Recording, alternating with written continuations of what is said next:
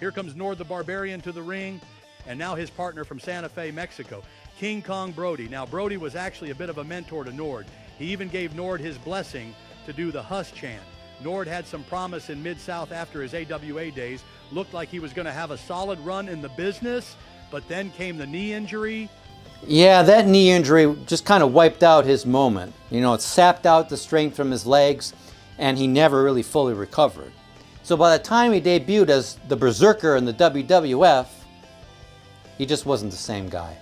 And then there's Brody. Oh boy, the chaos this guy brought with him everywhere he worked. He was a heel in almost every promotion, but in world-class championship wrestling, Fritz von Erich had him working as a babyface. Everywhere else, he was Bruiser Brody. But here in the AWA, we get King Kong Brody. And I guess Verne wanted something bigger than Bruiser. Brody never relied on the sneaky, cowardly antics most heels used to draw heat. He refused to be that guy who got brutally punished in the ring. Instead, he was all about raw intimidation, and man, did it work.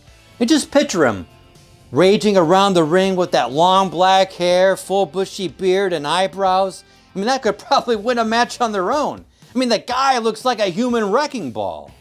And then there was that signature canine bark he'd throw into his performance.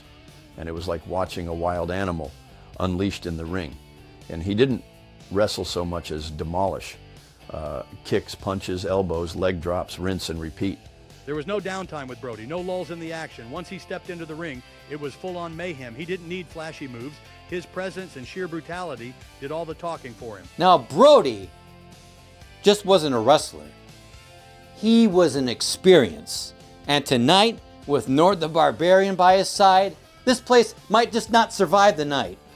Hold on to your seats, folks. When you put these two together, you're not just watching a match, you're watching chaos personified.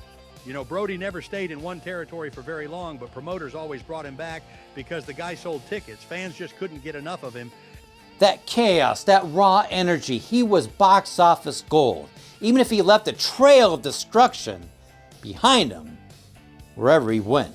And tonight, it's Brody and Nord, the Barbarian, teaming up against yours truly, and Jimmy Superfly Snuka, replacing Jerry Blackwell, who's out with an injury. Snuka stepping in is huge, but let's be honest, how did Jimmy Snuka even get freed up from the WWF during their peak, fresh off sharing the main event stage at... Well, apparently during a WWF Middle East tour in the summer of 1985, customs officials in Kuwait caught Jimmy Snuka with controlled substances taped to his body. He was only allowed to leave the country after being fired by the WWF. And that wasn't all. Snuka had an altercation with a woman on another overseas tour, and Vince had to pay a boatload of money to get him out of legal trouble. By then, Vince decided Snuka was more trouble than he was worth, and released him 2 years after Nancy Argentino's death. Yikes, well, here we are tonight with a big stipulation. If Greg and Snuka win, I get the Sheik for 10 minutes. Talk about high stakes. And let's not forget about Nord the Barbarian, who's got his own local fan base here in the Twin Cities. His family owns a well-known used car dealership, and they even used him in commercials where he'd suplex people into cars. Got no credit? We don't care! No down payment? We still don't care! Don't make your payment!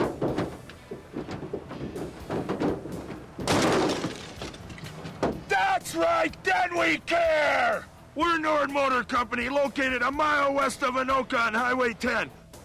And with payments as low as $82 a month. That didn't hurt much, did it? Now that's one way to sell a car. Forget crash test dummies. Just toss a wrestler through the windshield to show how tough it is. All right, the match is underway. Brody and I are starting things off, and Brody comes out swinging. Those stiff chops and kicks of his, man, they hurt just watching. Brody doesn't wrestle. He imposes. The guy's out there sowing the seeds of chaos, and the crowd right now loves it. He's getting huge pops as they jostle in the corner. I tried firing back with some rapid punches, but Brody's like a big, tall oak tree. He's not going down easily. He got his big boot up, and it felt like running into a brick wall. And that's Brody for you. He's long, imposing, and every move he makes feels like it's coming from a guy who's half human, half war machine. Greg, you got your hands full tonight. No kidding. But let's not count out Jimmy Snuka, because once he gets in there, this match might just take flight. I mean, literally. Greg runs Nord right into Snuka's chops from the apron. Snuka gets in with a chop of his own and follows it up with a snapmare. But here comes Brody to break it up. And right on cue, we get hit with another round of that big-time sound feedback from the AWA production team. Thanks, guys. Really appreciate that extra ear-piercing drama you're adding to this match. Seems to be able to control King Kong Brody. Nothing control. You know, I wasn't sure if I was at a wrestling event or if the microphone just decided to hit us with its own finishing move. Is the feedback trying to win a title? 2. Meanwhile, Brody sneaks in with a leapfrog Yakuza kick that connects off the ropes. Larry Nelson just said that Brody's boot could stun an elephant. I mean, he's not wrong, because at this point, Brody's boot is less wrestling gear and more of a certified weapon. Someone should just call him animal control. It's terrifying. Brody's style wasn't about having great matches.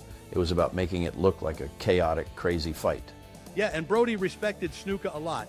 Let's not forget, at one point in 1981, they were a massive tag team in all Japan, working matches with the Funk Brothers. Later on, they even clashed with Stan Hansen and Terry Gordy. Brody bumping for Snuka tonight shows the level of respect he has for him. Snuka up now, heading to the middle rope. He hits a big fist drop, but here comes Brody, taking in Nord the Barbarian, and Nord wastes no time suplexing Snuka right to the mat. Nord goes for the cover, but Greg comes in for the save just in time. Snuka's on his knees now, trying to work his way back to his feet. And look at this, Greg gets the blind tag on Snuka. Smart move by Greg Gagne. I mean, the match is heating up now, and you've got two teams who just don't know how to quit. This is exactly the kind of fight fans came to see. And then Greg Gagne jumps around like, well, let's just say, a very enthusiastic clown. Why does my son always jump around like that? Because I thought high-flying moves just meant looking ridiculous from every altitude. I mean, the problem here is obvious. You've got three really good guys, Snuka, Brody, and Nord, oozing brutality and toughness. And then you've got Greg Gagne doing his best impression of a circus act. It's like they're starring in Gladiator, and Greg accidentally wandered in from the greatest show on earth. Greg leaps off with a knee to the top of Brody's head, firing up with some offense, but then he does a little dance, and Brody stumbles into Nord like they're in a comedy sketch. Nord's not laughing, though. He snatches Greg with a vicious backbreaker to cut him off, and now Brody's laying into Greg with those brutal chops, ramming him full throttle into the cage. That fence has ripped apart more foreheads than I can count. You know why didn't Greg sign autographs after the match? Because after Nord's backbreaker and Brody introducing him to the steel cage, his signature is now written in blood. Hey, blood makes it more valuable, right? Brody with a huge delayed pile driver. Greg's leg is straight as an arrow on the way down. Nord kicks him into the ropes, and Greg fires off a kick, trying to fend him off. Irish whip reversal.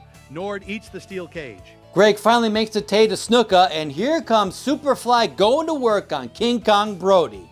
Brody's busted open, runs the razor, and now Snuka targets that cut with a jumping headbutt. A massive chop and a big slam. Snuka climbs to the top rope. Here comes the headbutt. He covers Nord for 2, then Brody for 2, but Nord breaks it up. Nord's back up and picks up Snuka like he's a ragdoll, slamming him to all four corners. Brody tags in, and now it's pure chaos. Double teaming from Brody and Nord while the referee's busy keeping Greg out of the ring. I just wanted to help, but apparently I was the distraction of the century. Greg finally gets in, and Brody and Nord get whipped into each other. Collision. A double drop kick connects, and now Nord and Brody are reeling. You know, you can say what you want about Greg Gagne's antics, but right now, this team is firing on all cylinders. Snuka's on the top rope. Greg's holding Nord open, and oh no, Nord dodges, and Snuka ends up cracking Greg right in the head with his top rope attack. Now that's teamwork, folks, the kind of teamwork that makes you question why you ever trusted your partner in the first place. Hey, again, I was just trying to help. Next time I'll hold up a sign that says, aim this way. Nord capitalizes, dropping Snuka like a bad habit. Now Nord holds Snuka open. Brody goes for the drop kick, and oh, he hits Nord instead. I mean, this is turning into a game of pin the fall on your partner. Now Nord's stumbling backward. Wait, what's Greg doing? Greg's on all fours, and Nord tumbles right over him like a runaway bowling ball. Snuka dives in and covers Nord for the 1-2-3. What a finish. In 12 minutes and 12 seconds, Greg Gagne and Jimmy Snuka defeat King Kong Brody and Nord the Barbarian. A great tag team finish? I don't know, Verne. This somehow looked more like an accident that somehow turned into a win. Oh boy, this match was like ordering a pizza and getting a salad. First off, where was the super fly splash? You bring in Jimmy Snuka, the human highlight reel, and don't let him hit the one move everyone came to see. Exactly. That's like hiring Elvis and asking him not to sing. The fans were here for the splash, and they left with a botched top rope attack instead. What a letdown. Let's talk pacing, or the lack of it. This was supposed to flow like a classic Faces dominates early. Greg gets tossed around, hot tag to Snuka, fans lose their minds, and then boom, a big finish. But instead it feels like assembling an IKEA furniture without instructions. Hey now, it wasn't all bad. We still won, didn't we? Sure, but how? I mean, this match was just a bunch of parts thrown together with no payoff. Faces control, heels control, Greg gets hit by Snuka, Brody takes out Nord, and somehow it ends in a fluke win. No momentum, no structure, grade. I give this a grade of a D. This match had potential, but they fumbled the bag. Next time, maybe let Snuka actually be Snuka, and Greg Gagne will maybe stay upright instead of turning into a piece of furniture. And let's not forget the lack of the splash. That was the cherry missing from this melted sundae. Snuka without the splash is like a guitar solo with no strings. Possible, but why even bother? Hey, I've got range from wrestler to step stool. What can I say?